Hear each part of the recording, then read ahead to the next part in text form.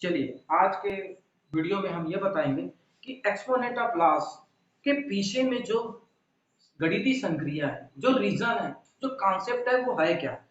तो क्या गणितीय संक्रिया कॉन्सेप्ट के आधार पर हम एक्सपोनेंट ऑफ लॉ तक पहुंचे?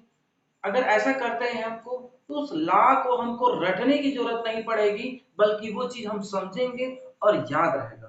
तो चलिए, तो आपके सामने मैं सबसे पहले लेता हूं, बहुत सिंपल सा काम करता हूं, बहुत आसान है। आप ध्यान से देखिएगा, बिल्कुल आपको समझ में आएगा।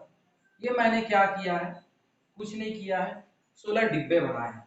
आप थोड़ा सा कल्पना करना कि पहले डिब्बे में मैंने दो कोई भी वस्तु रख दिया है, दूसरे डब्बे में पहले डब्बे से दो गुना अर्थात मैंने चार रख दिया, तीसरे डब्बे में मैं दूसरे डब्बे में चार रखा है उसका दो गुना अर्थात आठ, और इसमें मैं 16, उसके बाद इसमें मैं कंटिन्यू आगे क्रमशः भरते जाऊंगा, 32 ऐसा लिख दिया। अब इस डब्बे में क्या आने वाला है, क्या आने वाले डब्बों में जो खाली रिक्त स्थान है उसमें आप संख्या को बता सकते हैं। तो चलिए इसका रीजन को जानने का हम प्रयास करें, उसके बाद फटाफट आप आंसर बता सकते हैं। तो पहले डिब्बे में लिखा है दो, अर्थात आप इसको लिख सकते हैं दो की घात एक बराबर दो। क्योंकि अगर दो की घात में एक बराबर दो क्यों लिखा गया, दो की घात एक मतलब दो का आपस में कितने बार गुणा हुआ है, तो एक बार। अब वही चीज यहाँ एक लिखा हुआ है। चलिए दूसरा मैं चार को लेता हूं, तो यहाँ यदि मैं चार लिखता हूं तो इसको मैं लिखूंगा दो गुणी दो। अगर मैं ऐसा करता हूं तो जाहिर सी बात है आप दो की घात दो लिखते हैं, अर्थात दो की घात दो आपने कैसा लिखा, दो की घात एक और दो की घात एक, आपस में आपने जोड़ा दो की घात दो। चलिए आगे बढ़ते हैं। अब यहाँ पास मैं आठ को लिया, तो इसी प्रकार से दो का आपस में कितना बार गुणा हुआ, तीन बार हुआ। 16 दो का आपस में कितने बार हुआ, आपका चार बार हुआ। अब उसी प्रकार से यहां मैं 32 लिखता हूं, तो दो का आपस में पांच बार गुणा होता है। अब उसी प्रकार से अगला जो आने वाला है यहाँ पास क्या आएगा, तो जाहिर सी बात है आप पैटर्न को ध्यान देंगे।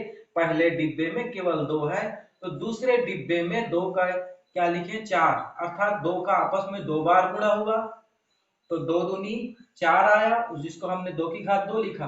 तीसरे डिब्बे में दो का आपस में तीन बार गुण हुआ, चौथा डब्बा है तो दो का आपस में चार बार गुणा, पांचवा डिब्बा है तो दो का आपस में पांच बार गुणा, अर्थात छठवां डिब्बा है तो दो का आपस में छह बार गुणा होगा। और इसको आप लिखेंगे दो की घात छह, और वो हो जाएगा 64। तो क्या आप लास्ट वाले डिब्बे में कौन सी संख्या आएगी ये बता सकते हैं? तो देखिए चार चार आठ, चार तीन 12, चार चौक 16, तो ये 16वें डब्बे में आप पहुंचोगे। तो यहाँ जो भी नंबर आएगा दो की घात क्या होगा, 16, और इसको गुणा करेंगे और यहाँ आप इसको आंसर निकालेंगे, दो दो को 16 बार और सबका गुणा कर देंगे, आंसर आ जाएगा। तो इस प्रकार का पैटर्न मैं आपको क्यों बताना चाह रहा हूं, चलिए इससे संबंधित रिलेटेड एक प्रश्न पूछता हूं जिससे आपको क्लियर हो जाएगा। यहां पर मैंने डिब्बा बना दिया है, अब इस डिब्बे में मैंने शर्त रख दिया है कि पहले डिब्बे में जितना भी आपका जो है संख्या रखा हुआ है उस संख्या का दो गुना दूसरे डिब्बे में है। उसी प्रकार से अगले डिब्बे में जो संख्या रखी है पहले वाले डिब्बे का दो गुना है। इसी प्रकार से सारे डब्बे में संख्या भरी गई है। मान लो कि पहले डिब्बे में दी गई संख्या तीन है, तो दूसरे डिब्बे में कितना होगा, तो जाहिर सी बात है मैं दूसरा डब्बा बोल रहा हूं, तो तीन की घात दो अर्थात 9 होगा। तो इस प्रकार से आप किसी भी आंसर का जवाब दे सकते हैं। तो यहाँ पर थोड़ा सा अब मैं इसको हटा दूं और इसके पीछे का थोड़ा सा आगे और हम संक्रिया पर ध्यान दें, तो यहाँ पर मैं मान लेता हूं इसको ले लिया, 16 बराबर दो गुणित दो गुणित दो गुणित दो बराबर दो की घात चार। तो चलिए इसको मैं लिखना चाहूं तो क्या लिख सकता हूं, तो यहां पर इसको मैं इस रूप में भी लिख सकता हूं। दो कितने बार आपस में गुणा है, तो उसको घात 2 लिखूंगा। ये दो कितने बार गुणा है आपस में, 2, तो ऐसा लिखूंगा। और ये है, अब यहाँ पर ध्यान दीजिए 2 की घात 4 कैसे आया होगा, तो यहाँ पर ये जो 2 घात है और ये 2 घात है आपस में जुड़ा होगा, 2 और 2 4, और बीच में किसका निशान है, ये गुणा का। और ये जो 2 है वो आधार है, आधार समान है और बीच में गुणा का निशान है, और यहाँ घात 2 है, यहाँ घात 2 है, तो दोनों घात आपस में जुड़ा है तो 4 बना। इसी को हम इस प्रकार से भी लिख सकते हैं, 2 की घात 1 और 2 की घात 3। अगर मैं क्या करूं, इस प्रकार से लिख लूं तो क्या होगा, 2 की घात 4 हो जाएगा। तो इस कंडीशन में भी देखिए ये आधार समान है, और 4 कैसे आया होगा, 1 और 3 को हमने जोड़ दिया। अर्थात आप क्या कह सकते हैं, यदि मैं a की जगह 2 को लिख दूं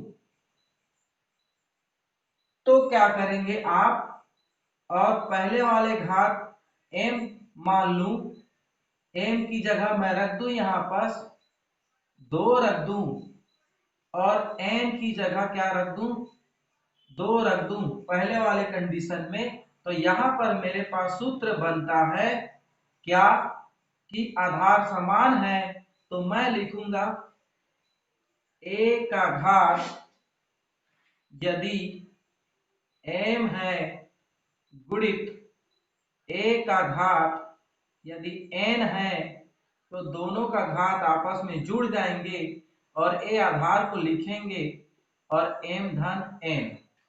जाहिर सी बात है, देखिए a की जगह मैंने 2 को रख लिया है, फिर यहाँ 2 आएगा पहले वाले कंडीशन में यहाँ पास, फिर मैंने a को रख लिया है बराबर। अब देखिए a की घात के ऊपर m, अर्थात यहाँ पर 2 के ऊपर में क्या है 2, तो 2 क्या है m का मान है, तो यहाँ भर दिया मैं।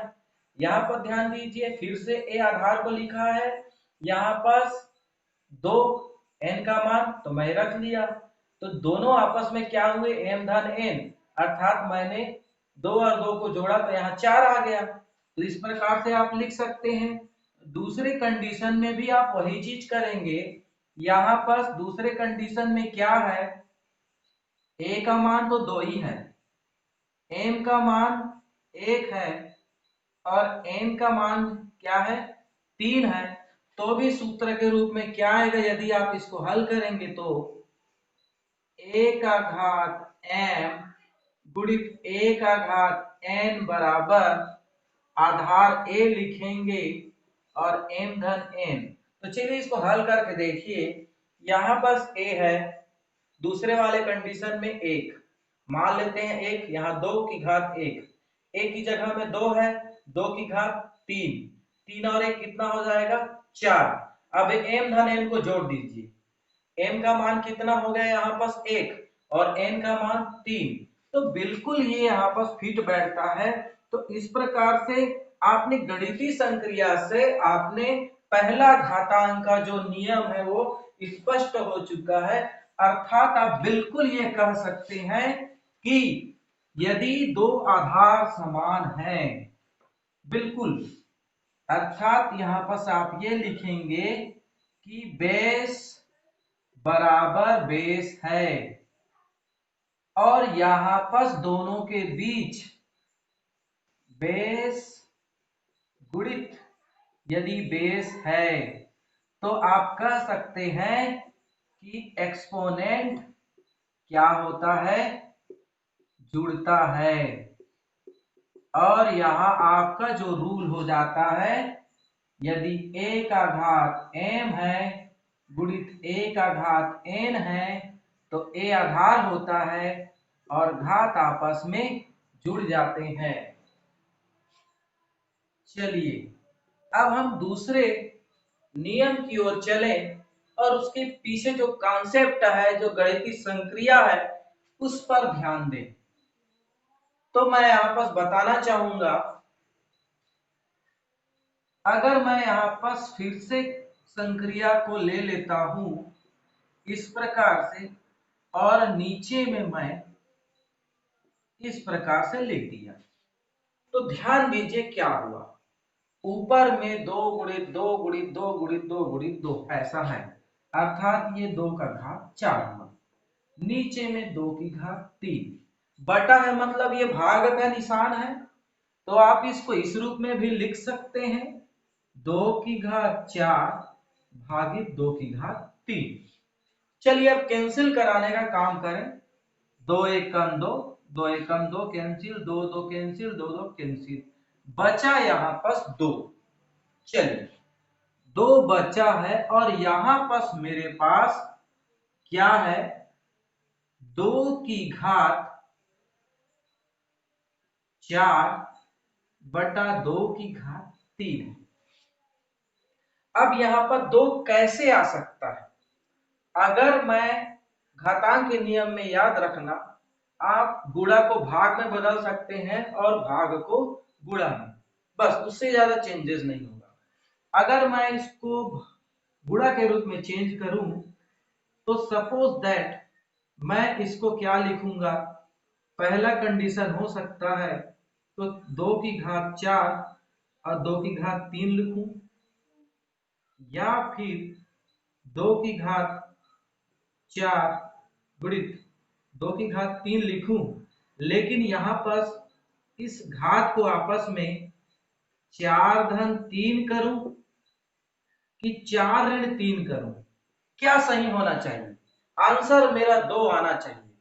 तो देखिए ध्यान से, यदि आप 2 की घात 4 बटा 2 की घात 3 किए हैं और इसको मैं गुणा में चेंज कर दिया, और उस समय मैं दोनों घात को जोड़ रहा हूं, 4 धन 3 मतलब 7 हो गया, तो इसका जो आंसर आएगा क्या, 2 की घात 7, और यहाँ कितना आ रहा है 2, अर्थात 2 की 7 बार गुणा करेंगे, ये 2 समान है क्या, इक्वल नहीं है, अर्थात स्पष्ट है ये तो हो ही नहीं सकता।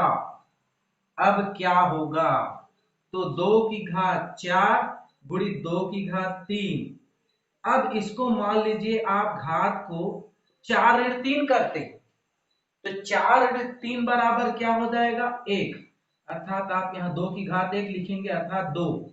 तो ये देखिए आंसर, तो इससे स्पष्ट पता चलता है कि अगर आधार समान हो, ध्यान दीजिए, और घात जो है इस प्रकार से हो, तो ये ऊपर वाला अंश जो है ये कहलाता है भाज्य और ये कहलाता है भाजक। तो ध्यान देना, आप पहले भाज्य को लिखना गुणा में, फिर गुणित करना, फिर भाजक को लिखना, फिर जो भाज्य का जो घात है उसमें भाज्य के घात को घटा देना, और जो आंसर आएगा ठीक इसके बराबर होगा। तो यदि इसको मैं यहाँ पर क्या लिख दूं, a बराबर 2 लिख दूं, a बराबर क्या कर दूं मैं 2 लिख दूं, और m की जगह 4 लिख दूं और n की जगह 3 लिख दूं, तो होगा क्या, यहां पर मैं लिख सकता हूं a का घात m भागित a का घात n बराबर a m ऋण n। ये मेरा स्पष्ट रूप से दूसरा नियम हो जाएगा, अर्थात मैं इस नियम को लिख सकता हूं कि अगर बेस बराबर हो और दो बेस के मध्य क्या हो, भाग हो, तो उस स्थिति में हम क्या लिख सकते हैं, a का घात m भागित a का घात n बराबर a m ऋण n, ये हमारा नियम हो जाएगा। तो इस प्रकार से इन दोनों कॉन्सेप्ट को आपने बिल्कुल समझा है। चलिए आगे और बढ़ते हैं। अब आपके सामने मैं अगला नियम का कॉन्सेप्ट बताने वाला हूं, तो चलिए थोड़ा सा ध्यान देना आप। 1/2 यदि आप ऐसा करते हैं तो क्या होगा, यहाँ पर ध्यान दीजिए, इसको मैं लिखूंगा 1/2 भागित 2 बराबर 1 भागित गुणित बटा करके 2 बराबर 1/4 बराबर 0.25। स्पष्ट है। चलिए ध्यान दीजिए, तो यहां पर मैं क्या करूंगा, थोड़ा सा सोचने वाली बात है। इसको क्या लिखा जा सकता है, 1/2 की घात 2, आपस में 2 बार गुणा है, और यहां पर थोड़ा सा ध्यान देने वाली बात है कि 1/2 की घात 2 है। अब यहां पर इस ये क्या है, भाज्य, और ये क्या है, भाजक। तो मैं बोला था कि आप गुणा को भाग में ले जा सकते हैं और भाग को गुणा में। यदि मैं ये भाज्य ये भाजक है, इसको मैं ऊपर ले जाना चाहूं तो मैं क्या करूंगा, गुणा के रूप में लिखूंगा। तो चलिए, अगर मैं इसको लिखना चाहूं 2 की घात 2, अभी ये कंफर्म नहीं है, ये 2 की घात 2 को मैं इसी रूप में लिखूं, +2 लिखूं कि -2 लिखूं। अब यहाँ पर कंफ्यूजन है दो स्थिति में, कि मैं इसको 1 गुणित 2 की घात 2 ही रहने दूं कि 1 गुणित 2 की घात -2 लिखूं। तो चलिए, दोनों में अंतर क्या है। अगर मैं इसको हल करता हूं तो 1 गुणित 2 की घात 2 अर्थात इसका आंसर आएगा 2 की घात 2 बराबर 4। ठीक है। अब यहां पर देखिए, 1/2 की घात 2 का वैल्यू कितना है, 0.25। क्या वो 4 के बराबर दिखाई दे रहा है, नहीं। अब ध्यान दीजिए, इसको यदि मैं इस रूप में कन्वर्ट करता हूं तब क्या होता है, तब होता यह है यहां पास कि आप जो है 1 गुणित 2 की घात 2 माइनस 2 की घात -2 2 या 2 की घात -2 ऐसा लिखेंगे तो होगा क्या। तो यहां पास आप 2 की घात -2 लिखे हैं। अब ये किस रूप में है, ये गुणा के रूप में है। अगर आप इसको आप जानते हैं कि आप भाज्य से अगर -2 है तो इसको क्या कर सकते हैं, आप नीचे ले जाएंगे। ये 2 की घात 2 है, अब इसको क्या करेंगे, आप नीचे ले जाएंगे तो ये किस में बदल जाएगा, 1/2 का वर्ग बराबर 1/4, और 1 में 4 का यदि आप भाग देते हैं तो ये 0.25 के रूप में चेंज होगा। अर्थात 100% यही नियम यहाँ पर आने वाला है। अगर मैं फिर से क्या करूं, a बराबर 2 लिख लूं और n बराबर भी मैं क्या कर दूं, 2 लिख दूं, तो यहां पर आप क्या करेंगे, सूत्र बनता है 1 और 2 की जगह 2, और इस प्रकार से n की जगह 2 बराबर 2 की घात -2 ऐसा लिखा है। सबको मैं अब ट्रांसलेट करूं, यहां पर देखिए, तो यहां पर 1 और ये a की घात 2 बराबर a -2, तो ये हमारा सूत्र बनता है। और जस्ट अपोजिट इसको आप ऐसा भी लिख सकते हैं, a की घात -2 और 1/a का वर्ग, इस प्रकार से भी लिखा जा सकता है, कोई दिक्कत नहीं है। चलिए, अगला नियम की बात करूं, बस थोड़ा सा अब यहां पर मैं ध्यान दूं कि अगर 2 की घात 2 है या 2 गुणित 2 है, 2 की घात 2 है, अब इसको क्या लिखा जाए, तो 4 लिखा जाए। अब यहां पर इस पे ध्यान देता हूं मैं, 2 की घात 2 बराबर, अब यहाँ पास कुछ नहीं है तो मैं क्या लिख सकता हूं, इसको 1 गुणित 2 की घात 2 लिख सकता हूं। क्योंकि एक में 2 की घात 2 से गुणा करोगे, मान में कोई अंतर नहीं आएगा, 4 ही आएगा। चलिए ये गुणा में है तो क्या इसको मैं भाग में लिख लूं? दो कंडीशन फिर से, आर मैं इस रूप में लिखूं कि इस रूप में लिखूं, सही क्या है? चलिए ध्यान दीजिए, अगर मैं a गुणी 2 की घात 2 लिखता हूं तो इसका वैल्यू कितने आता है? यहाँ पर 4 आता है। अब यहाँ पर ये लिखा हूं तो इसका वैल्यू क्या है? 1/4 आया है। तो क्या ये दोनों बराबर है? बिल्कुल नहीं, अर्थात ये तो हो ही नहीं सकता। अब चलिए दूसरे तरफ चलते हैं, यहां चलते हैं। देखिए ये हो गया आपका क्या? भाज्य, और ये हो गया आपका भाजक। अब मैं भाज्य को ऊपर ले जा रहा हूं, तब मैं क्या कर रहा हूं? ए गुणित, पहले पढ़ चुके हैं कि अगर आप भाजक को ऊपर ले जा रहे हैं भाज्य में गुणा के रूप में, तो जो घात है वो प्लस हो जाएगा, चेंज हो जाएगा। तो यहाँ पर 2 की घात क्या करेंगे आप? 2 करते हैं। अगर आप इसको चेंज 2 करेंगे तभी क्या होगा, इससे मैच होगा, ध्यान दीजिए, +2 ये भी +2, तब ये जाके होगा। तो सही यही है बिल्कुल। अर्थात आप क्या लिख सकते हैं? यदि a की जगह 2 लिखे हैं और यदि n की जगह भी 2 है, तो यहाँ पर कॉन्सेप्ट से ये सिद्ध हो जाता है। तो इस प्रकार से किसी भी सूत्र के पीछे में कॉन्सेप्ट छुपा है, गणितीय संक्रिया छुपा है, तभी वो जो है नियम लागू होता है।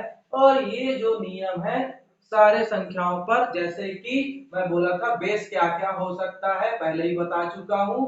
बेस यहाँ पर आपके होंगे नेचुरल नंबर होंगे, होल नंबर होंगे, आपका रेटिशनल नंबर होगा, इरेशनल नंबर होगा। इन सारे नियम बेस पर होंगे।